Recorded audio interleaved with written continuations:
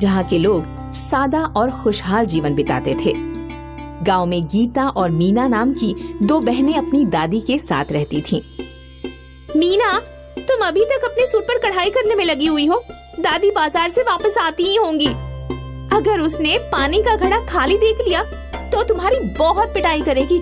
जल्दी से जाकर घड़ा भर लाओ, मैं कपड़े धोने जा रही हूँ। गीता और मीना अपनी दादी से खौफ खाती थी, क्योंकि उनकी दादी बहुत गुस्सैल और चिड़चिड़ी थी। दादी हर सुबह और रात सोने से पहले मीना और गीता को दो दो कोड़े लगाती थी। कभी कभी तो मीना और गीता को लगता था कि उन दोनों को अपनी दादी को छोड़कर भाग जाना चाहिए, लेकिन बेचारी जाती भी तो कहाँ जाती। गांव के लोग भी मीना और गीता की दादी के व्यवहार को लेकर बहुत आश्चर्यचकित थे। कोई भी दादी के अतीत के बारे में नहीं जानता था। बेटी, तुम्हारी दादी इस गांव की नहीं है, वे कहीं दूर से इस गांव में रहने आई थी। कोई नहीं जानता कि वो बचपन से ऐसी है या बाद में ऐसी हो गई।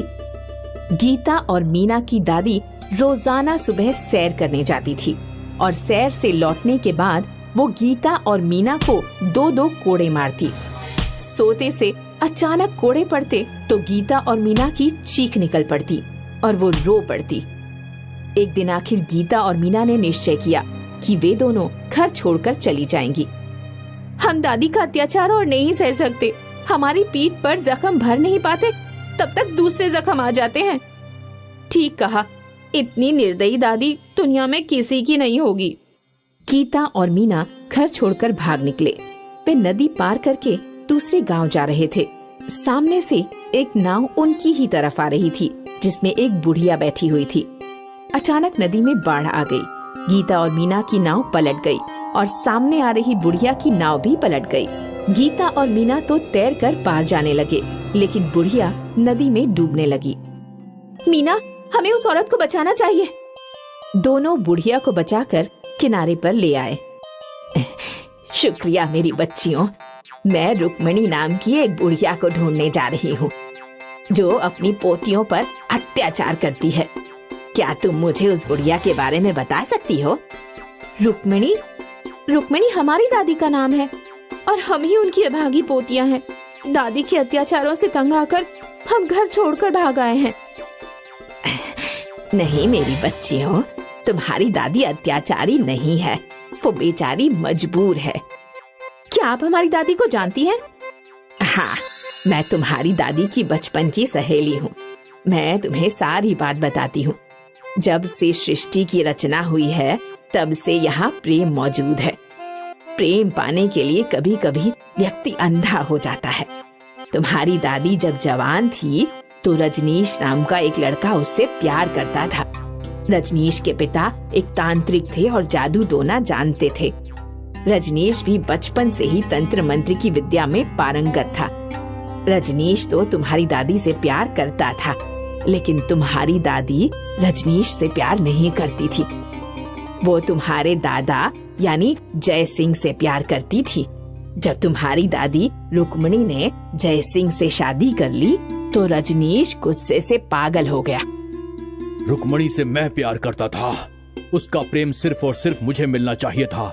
रुक्मणी ने जय सिंह से शादी करके बहुत बड़ी गलती कर दी।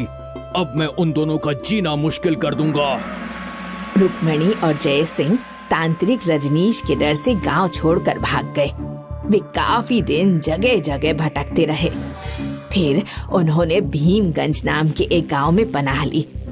कई साल बीत गए।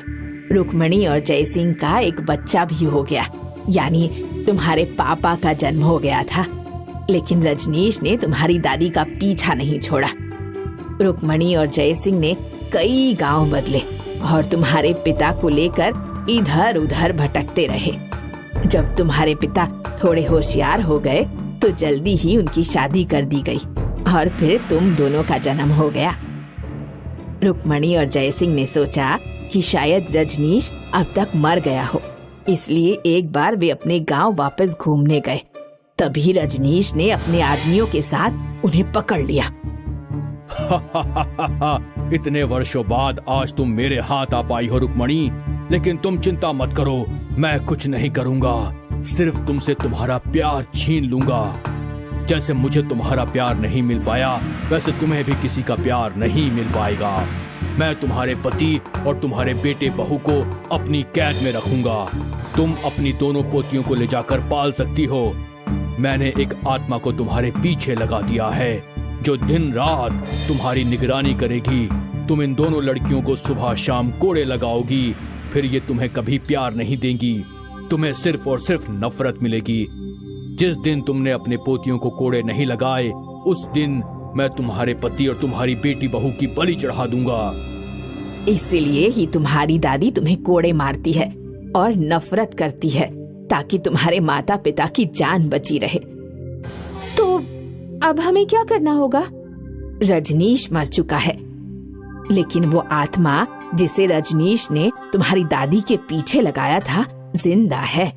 तुम्हारे माता पिता एक पिंजरे में कैद हैं, जिसमें कोई ताला नहीं लगा है।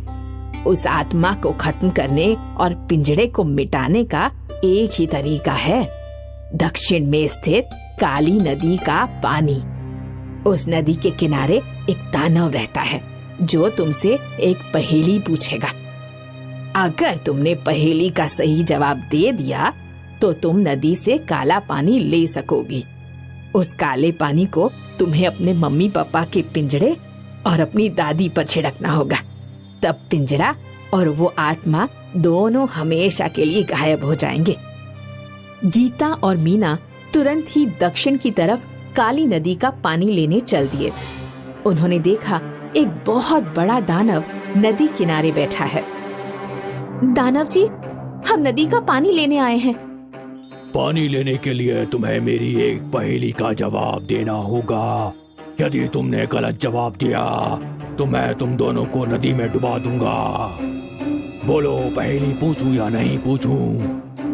हाँ, हम तैयार हैं, क्योंकि हमें अपने माता पिता और दादा दादी को नई जिंदगी देनी है। आप पहेली पूछिए।